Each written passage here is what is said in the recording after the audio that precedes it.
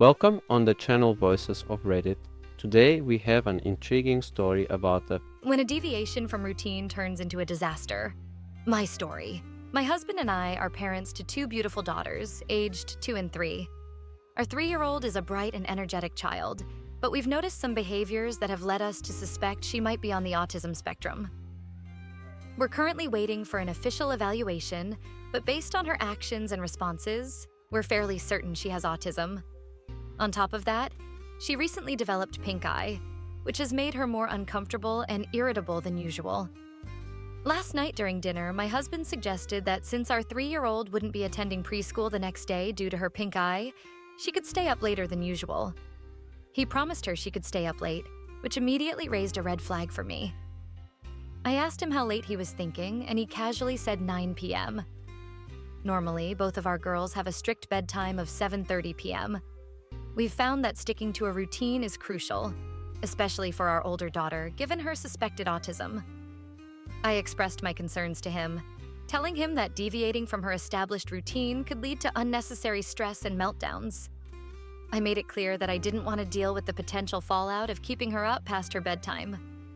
I told him that if he wanted to let her stay up that late, he would need to be the one responsible for getting her to sleep and handling any issues that arose. After dinner, I proceeded to get our 2-year-old ready for bed. We followed our usual bedtime routine: a warm bath, a bedtime story, and some cuddles before she drifted off to sleep without any fuss. Meanwhile, my husband was in the living room playing with our 3-year-old. I could hear them laughing and having a good time while I cleaned up the kitchen and took care of some household chores. Around 8 p.m., I started noticing signs of fatigue in our older daughter. She began to get a bit cranky and less cooperative during playtime. By 8:45 p.m., tantrums had started. She was clearly exhausted and becoming increasingly irritable. My husband decided it was time to get her ready for bed, so he took her upstairs for a bath. However, the change in her routine was already taking its toll.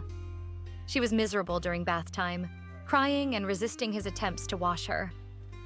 She was melting down, overwhelmed by the deviation from her normal schedule. After the bath, things didn't improve. She refused to put on her pajamas and threw a fit when he tried to read her a bedtime story. In an effort to soothe her, my husband gave her the pacifier we've been trying to wean her off of for the past few weeks. This was a setback in itself, but he was desperate to calm her down. At 9:45 p.m., he brought her into our bedroom, hoping that being close to us would help her settle. She continued to fuss and cry, but eventually, around 10 p.m., she finally fell asleep out of sheer exhaustion. By this point, both my husband and I were drained. After she was asleep, my husband turned to me with a frustrated expression. He told me he was upset that I had left him to handle everything by himself, especially when he was clearly struggling. He felt that I should have stepped in to help, even if I didn't agree with his decision to let her stay up late. He emphasized that parenting is a team effort and that we should support each other during difficult times. I responded by reminding him that I had warned him about the potential consequences of disrupting her routine. I wasn't the one who promised our autistic 3-year-old that she could stay up an hour and a half past her bedtime. I told him that he made that decision without considering the impact it would have on her, and as a result, he needed to take responsibility for managing the situation. I also pointed out that stepping in might have confused her further, as consistency is key for her comfort and understanding.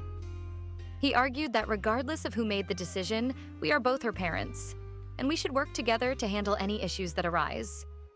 He felt that I was being unsupportive and that my refusal to help only made the situation worse. He believes that I should have put aside my frustration and assisted in getting her to bed. I'm feeling conflicted. On one hand, I understand that as parents, we should support each other and share responsibilities. On the other hand, I feel that I set clear boundaries by expressing my concerns beforehand. I warned him about the importance of sticking to her routine, especially considering her suspected autism. He chose to ignore my advice and proceeded anyway, leading to the predictable outcome. So now I'm left wondering, am I the bad person for not stepping in to help my husband when he was struggling, even though I warned him about the potential consequences? Should I have set aside my feelings and assisted for the sake of our daughter and marital harmony? Or was it reasonable for me to expect him to handle the situation he created? Am I a bad person for not helping? Thank you for watching. In addition to this story, we have other equally intriguing videos that we recommend you check out.